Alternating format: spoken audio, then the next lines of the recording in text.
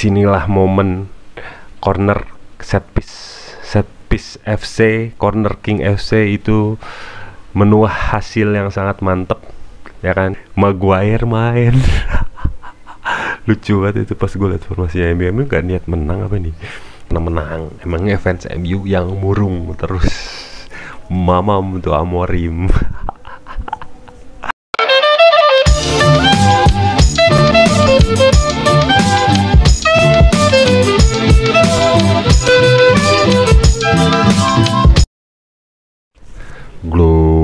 Glory Arsenal FC. Balik lagi guys di konten Only Gunners. Kalau kalian melihat wajah saya berseri-seri karena kemenangan semalam Arsenal melawan Manchester United alias Munyuk alias MU dengan skor 2-0 di matchday ke-14 Barclays Premier League Liga Inggris. Jadi langsung aja kita bahas tuntas jalannya pertandingan tadi malam ya. Oke. Gue masih seneng banget. Kenapa ya setiap pertandingan lawan MU tuh menyenangkan. Seneng banget gue. 2-0 Arsenal menang melawan Manchester United di malam di Emirates Stadium. Ini adalah kemenangan Arsenal atas MU 4 kali berturut-turut di ajang Premier League ya. Jadi apa mau dikata, anjing gue senyum-senyum terus, I'm so sorry. Jadi gimana jalannya pertandingan tadi malam antara Arsenal melawan MU? Jadi walaupun di sini dari background belakang masih terdengar suara pengajian ibu-ibu dan suara hujan, saya bodo amat daripada video ini nggak dibuat ya kan. Jadi mohon maaf kalau ada noise, tapi kita tetap semangat karena menang. Emangnya fans MU yang murung terus. Mamam tuh Amorim. Jadi skuad tadi malam Arsenal FC melawan MU nggak jauh banyak berbeda ya. Ada beberapa perubahan signifikan. Kalau formasi masih pakai 4-2-3-1, di posisi menjaga gawang seperti biasa The Brilliant David Raya. Lalu di tengah ada William Saliba dan Jakub Kiwior masuk menggantikan Gabriel Magalhaes yang ternyata cederanya serius setelah sebelumnya yang didapat dia ketika melawan West Ham kemarin. Jadi Kiwior masuk sebagai starting line up dan Calafiori juga kebetulan absen pada pertandingan ini, digantikan oleh Alexis Zinchenko. Di kanan ada Jurriën Timber, di tengah trio midfield paling patennya Arsenal dari musim lalu main lagi barengan Thomas Partey, Declan Rice, Martin Odegaard. Di depan Bukayo Saka, Gabriel Martinelli kembali masuk starting dan Kai Havertz. Yang menarik adalah formasinya MU ya, di bawah Ruben Amorim pakai 3 back tengah dia. Ini untuk pertama kalinya nih gue bahas formasi tim lawan nih. Sebenarnya gue nggak peduli amat biasanya. Yang main tuh seingat gue, koreksi aja kalau salah, ada bodo amat juga, salah juga bodo amat. Formasinya MU ini. Maguire main. Lucu banget itu pas gue liat formasinya MU gak niat menang apa nih. Maguire, Matthijs de Ligt, Malaysia kalau nggak salah ya, Malaysia main. Lalu Mazraoui main, Mason Mount main, Bruno Fernandes, Højlund, Garnacho, lalu siapa ya, Casemiro tuh nggak main, Anthony nggak main. Siapa ya, lupa, ntar aja gue tampilin di sini. Pokoknya formasi MU ini adalah formasi baru semenjak era Ten Hag berakhir ya. Ruben biasanya pakai 4 back sejajar, di era Erik Ten Hag MU pakai formasi adaptasi dari Ruben Amorim yang tetap kalah lawan Arsenal. Enggak, ini harus gue luruskan, kemarin ketika Arsenal melawan Sporting menang 5-1, dibilangnya itu karena Amorimnya udah hijrah ke MU. Oke, sekarang lawan Amorimnya langsung tetap menang 2-0. Mampus. Langsung kita bahas jalannya pertandingan ini. Video nggak akan gue buat lama karena buat apa? Senang hati bikinnya soalnya. Pertandingan babak pertama sebenarnya berlangsung sangat apa ya? Kalau buat fans Arsenal seperti gue, berlangsung sangat mengkhawatirkan sih, bukan karena MU-nya berbahaya, tapi karena kita nggak bisa cracking up MU ya. Karena MU pakai 5 gelandang, formasi 5 gelandang di tengah, numpuk banget, sedangkan Arsenal pakai 3, even tuh Arsenal punya 2 invert fullback yang mantap. Zinchenko dan Timber dua-duanya main, cuman emang agak berat ngelawan 5 gelandangnya MU secara langsung gitu loh. Jadi serangan Arsenal dari nggak banyak mengalir dari tengah karena mati di tengah. Nah, Arsenal ganti mengubah alur bola menjadi, biasanya kan Martin Odegaard dribbling atau Thomas Partey dribbling.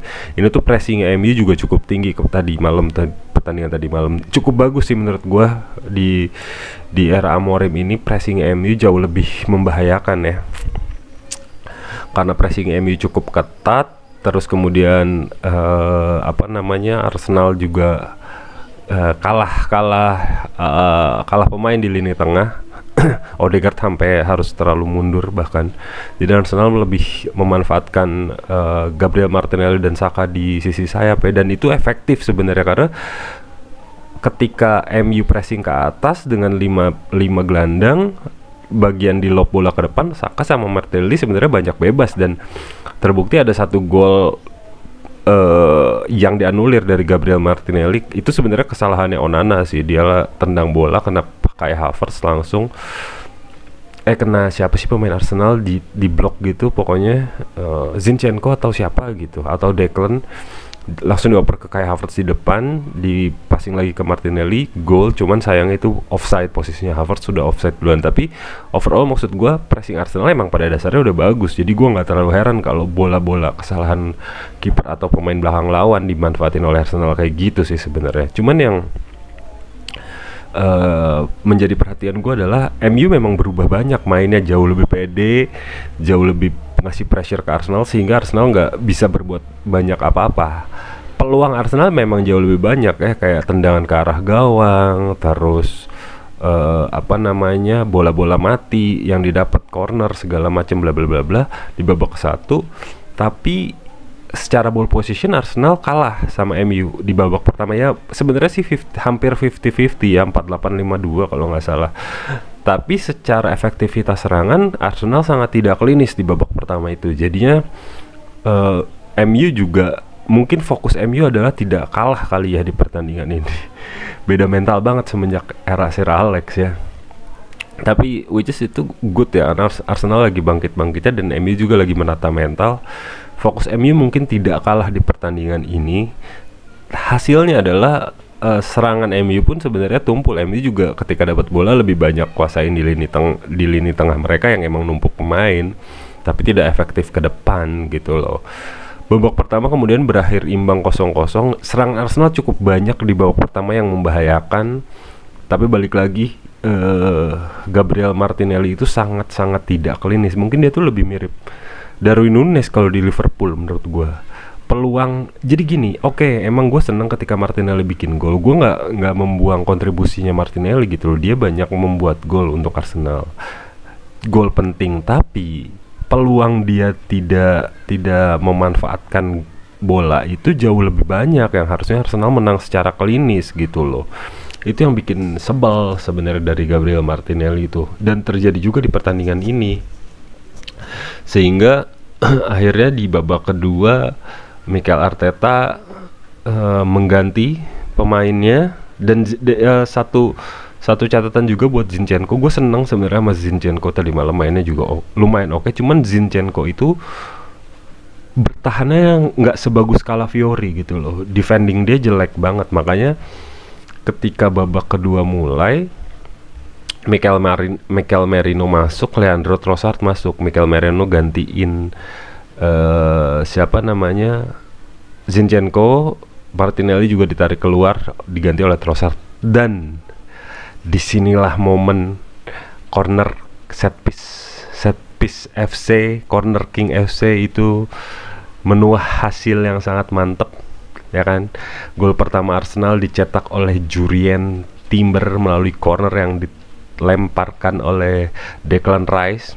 Sundulan gol Arsenal FC itu pergantiannya Merino masuk dan Trossard masuk itu mengubah alur permainan Arsenal jadi lebih agresif memang, sehingga banyak terjadi corner dan sebelum gol terjadi oleh Timber ini, gol pertama, sebenarnya Arsenal juga banyak dapat corner yang membahayakan, cuman kurang beruntung aja gitu. Lalu kemudian ketika Merino dan Trossard masuk, tadi gue bilang serangan Arsenal jauh lebih matang, lebih mantap, lebih keren serangannya. MU juga jadi jauh lebih defensif dan gak bisa cracking ke depan ke Arsenal karena solidnya Saliba. Bukan berarti MU gak ada serangan ya, ada beberapa kali serangan MU. Salah satunya karena Zinchenko kalah lari sama Amad Diallo. Nah itu ketika Amad Diallo masuk itu ngeri banget tuh. Amad Diallo masuk mengeksploitasi Zinchenko banget. Nah makanya Zinchenko diganti sama siapa namanya, Merino sama Trossard masuk. Maksudnya itu adalah Zinchenko posisinya ditukar sama Timber balik ke kiri, Thomas Partey dibalikin lagi ke kanan sebagai invert fullback di formasi-formasi sebelumnya. Merino ngisi tengah ganti posisinya Partey, dan Martinelli diganti sama Trossard. Nah itu ketika Timber dimainin di kiri untuk man to man duel sama Amad Diallo, terbukti lebih efektif untuk nahan. Nah karena ketika Zinchenko yang di kiri man to man lawan Diallo, itu Amad kurang ajar mengeksploitasi. Ada satu peluang dari pelanggaran Zinchenko kepada Amad, free kick didapat MU, disundul sama The Late kalau nggak salah, Hoyland gitu. Tapi untungnya David Raya ngasih perlawanan dengan membuat super save terbaik malam itu, ditahan bolanya dengan terbang seperti Superman guys. Dan setelah itu pertandingan berlangsung dengan berimbang lagi kalau penguasaan bola ya. Arsenal lebih banyak mengambil inisiatif serangan juga, tapi gol kedua ternyata dihasilkan lagi oleh masterpiece-nya Nicolas Jover sebagai pelatih set piece-nya Arsenal. Gol kedua terakhir dari corner yang diambil Bukayo Saka, disundul oleh Thomas Partey, kemudian dihentakkan memakai pantat William Saliba. Dan gol ini menjadi 2-0. Membuat kedudukan menjadi 2-0. Biasanya Gabriel yang mengambil inisiatif ini, karena Gabriel nggak main, Saliba ternyata bisa menggantikan peran itu sebagai threat yang membahayakan bagi lawan-lawan Arsenal FC seperti sebelumnya ya. 2-0. Sebagai informasi, Arsenal udah 22 gol dari corner kick, dari set piece di semenjak akhir musim lalu. Itu terbanyak dari tim manapun di liga. Kemudian Jakub Kiwior, gue mau memberikan satu apresiasi penting buat Kiwior. Yang biasanya gue ngomel-ngomel soal Kiwior, tadi malam tuh solid banget Jakub Kiwior untuk menggantikan Gabriel Magalhaes.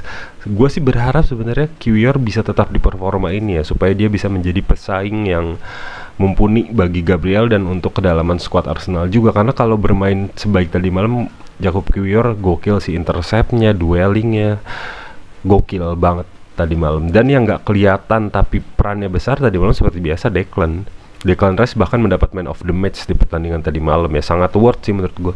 Memang Declan nggak banyak terlibat di kayak kelihatan jarang megang bola, tapi peran dia tuh untuk intercept, untuk marking, untuk tracking back, ngasih assist, ngasih umpan, ngatur tempo, itu membantu peran Odegaard dan Thomas Partey banget. Jadi soliditasnya gokil sih dengan adanya Declan menurut gua.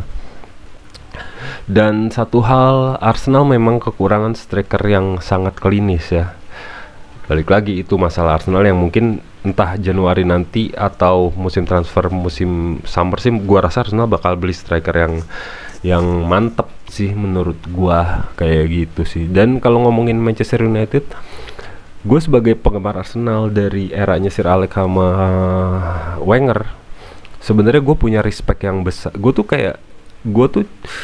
punya kebencian yang mendalam kepada MU sebenarnya. Dan di satu sisi tapi gue nggak bisa memungkiri, terlepas dari hasil ini karena Arsenal menang dan suasana gue bagus ya, gue mengungkapkan ini bukan buat menghibur atau gimana-gimana, tapi gue memang punya respect yang besar dengan Manchester United. Dulu tuh pertandingan MU Arsenal tuh pertandingan yang sangat bikin deg-degan dan